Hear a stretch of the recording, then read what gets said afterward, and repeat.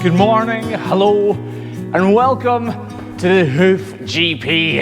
How good is this workshop looking? It's 6 o'clock in the morning and we're on our way to a local farm to make sure their cows' feet are looking good. This is the Hoof GP. If you haven't already done it, crush the subscribe button right now so you can follow this journey.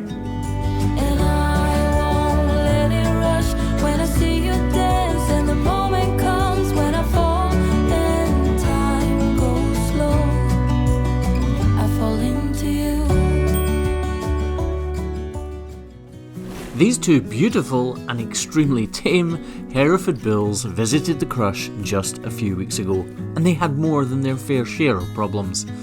This front right foot was oozing pus and causing its owner some serious pain. This back left foot had a sole fracture, and this back right foot had all sorts of things going on that needed us to be a little inventive.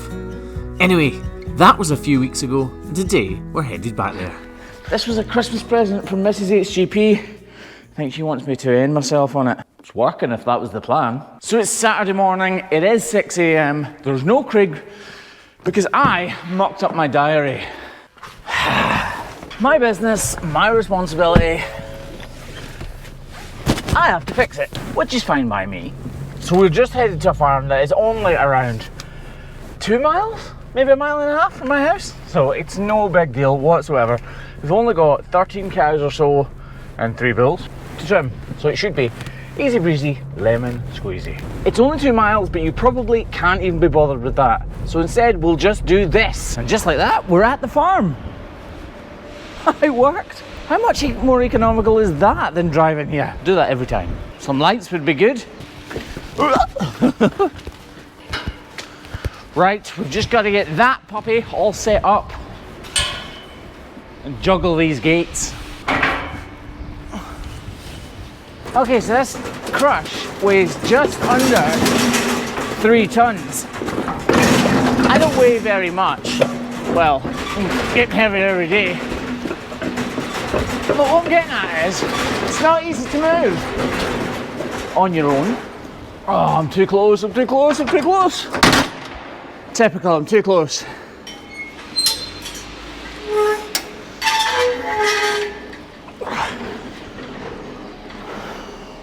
So we've got these 3 bulls, 1, 2, 3, and these 12 cows to do, which shouldn't be too hard.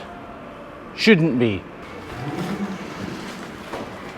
Take your time, take your time. That's, oh, good girls, come on.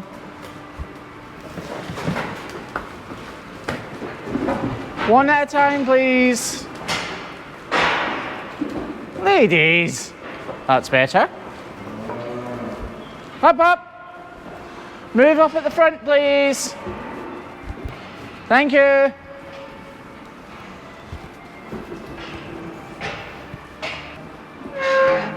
That's us all loaded up. So let's get us to some trimming. That's a girl. On you go.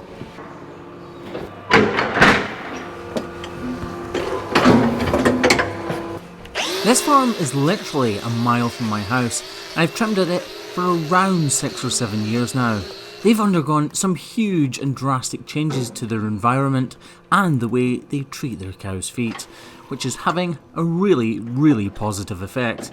There are very few problems at all with the feet for the cows in this herd, and that's largely down to cleanliness. The cows' feet are treated every day through an automatic foot bath, and that keeps them free from the dreaded digital dermatitis.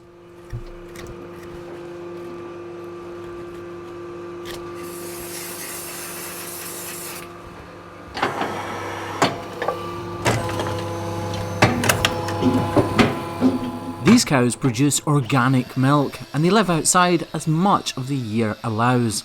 Here in southwest Scotland, we have a really wet and wild windy climate, so the cows really do prefer to be in the sheds during the winter months. These cows don't carry a lot of body fat, which means they're not very good at insulating themselves, so if they were to be out in the fields too much, they would catch a cold and really wouldn't do well at all.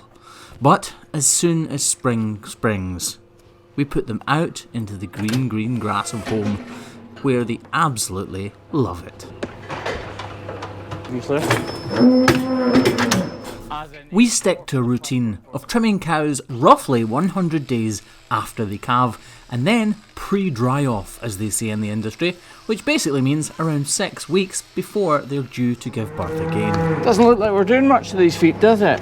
But no, actually, we're really not doing much, are we? We're just manufacturing wear because they don't wear their feet enough when they're inside, and making sure the balance is perfect.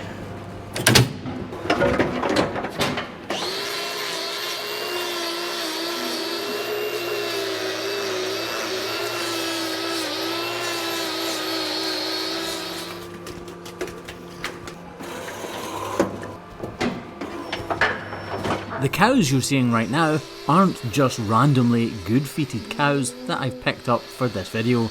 They're just the first few that I trimmed at this farm, and they're pretty much all the same. Yes, they do have the odd incidence of lameness, but because we're there every 4 weeks, we pick it up pretty quickly, and even if we don't, Graham, the dairyman, is also a really good hoof trimmer, so he attends to them as soon as he possibly can, and then we give them a little check when we arrive soon after. You see, this foot's leaning in, which is why I haven't trimmed any of this inner side, because if I trim this, it'll tilt even more this way. So by reducing here, we'll put more weight right across the sole. It only seems like a very small adjustment, but trust me, they're important ones. It's simples. And just like that, we're on the last cow. Just 3 more bulls to do once she's done. As it is Saturday morning and I'm desperate to get back to the wife and kids, I cracked on and didn't film the rest of the cows.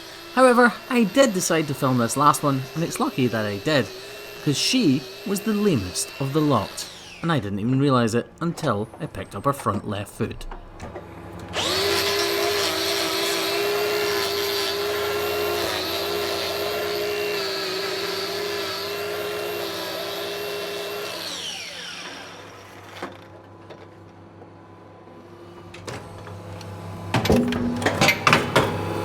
Oh, ouch. When you pick a cow's foot up that is already bleeding, you know things can't be good. But we start out in the same routine. We balance the claws, and then eventually we move on to the problem. A couple of people have asked lately if blowtorching their feet hurts them in any way. No, is the short answer. The long answer is, look back through the back catalogue of HoofGP videos and you'll see my finger inside a cow's foot while it's being blowtorched. Now that sounds weird, but if you see the video, you'll understand exactly how that's possible and how it kind of disproves anybody who thought this might have hurt the cow's feet, because it definitely doesn't. Look at the hair. It's incredible, isn't it? I don't particularly mean that in a good way. Is it snowing? Yeah, the hair is, let's just say, an ongoing project. Now, believe it or not, I genuinely didn't expect this. I didn't see her walking in, so I wasn't expecting lameness.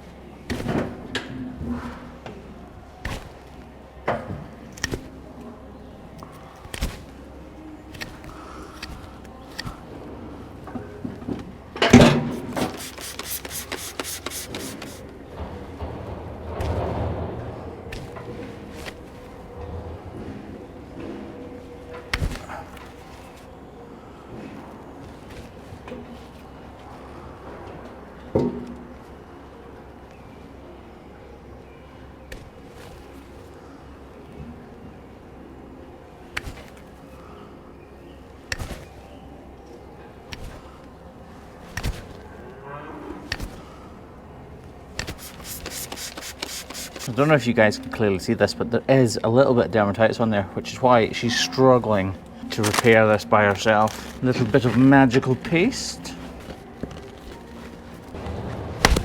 See how loose that is? See, it's not tight at all, it's just to keep this product in place. Done.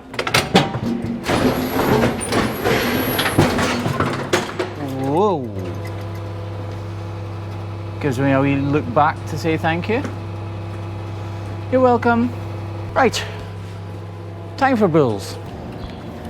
So we have trimmed a couple of Hereford bulls on the channel before. And I'll be honest, I don't know if these two guys are the same bulls. Go on. They're walking well though.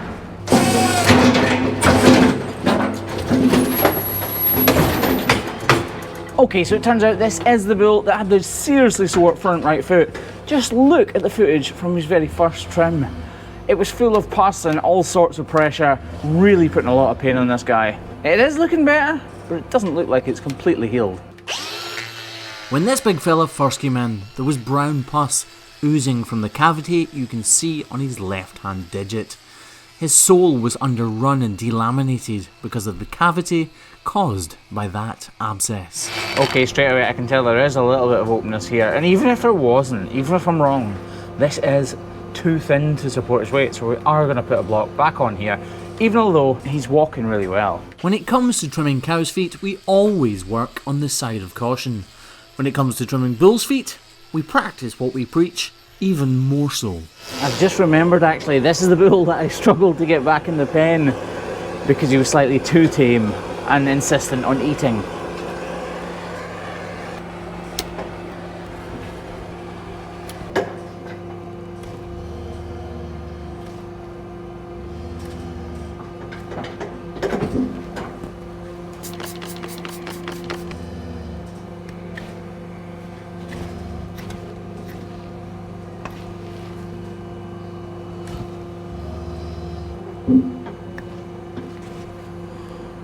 It is still slightly open, but what an improvement. I'm so happy with this, I really am.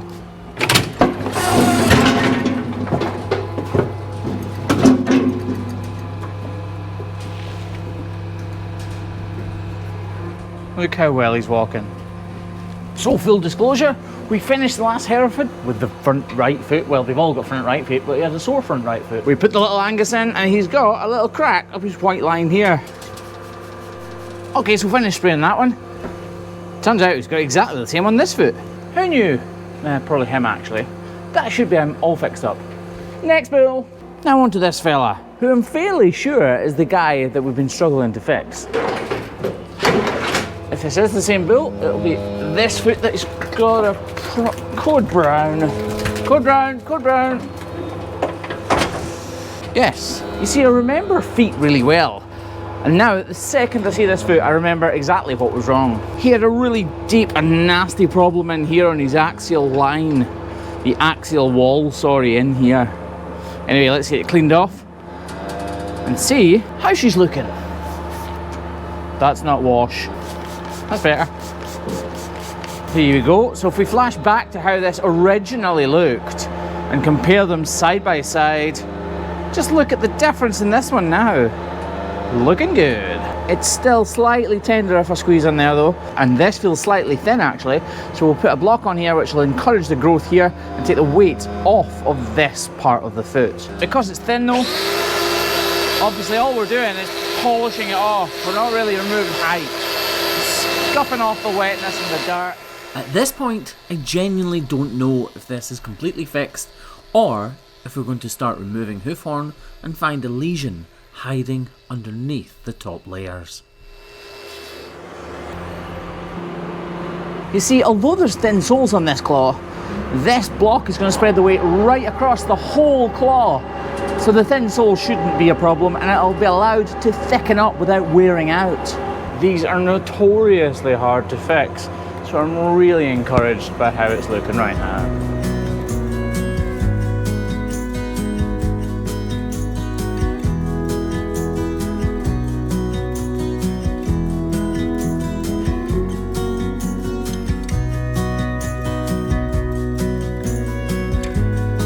Look at that. That is 100% healed. I hate these. These are my least favourite problem. These are my least favourite problem. Axial wall fissures. But this one is completely healed. And I'm happy because of it. He actually originally had a problem here too. This bull's feet have completely recovered, and the first bull's feet are almost there. It is so encouraging to return time and time again to find cows and bulls' feet well on the way to recovery. It really is satisfying. We're just going to leave that exactly as is. Done. How's he walking?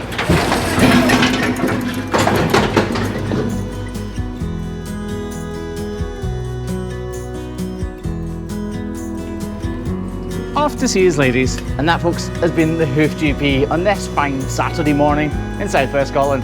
Guys, thanks very much for watching and being part of this journey. I am absolutely loving the YouTube dream, and it's because of you guys. So keep crushing that subscribe button and joining the herd and us on this awesome journey. Cheers, guys. Catch you later.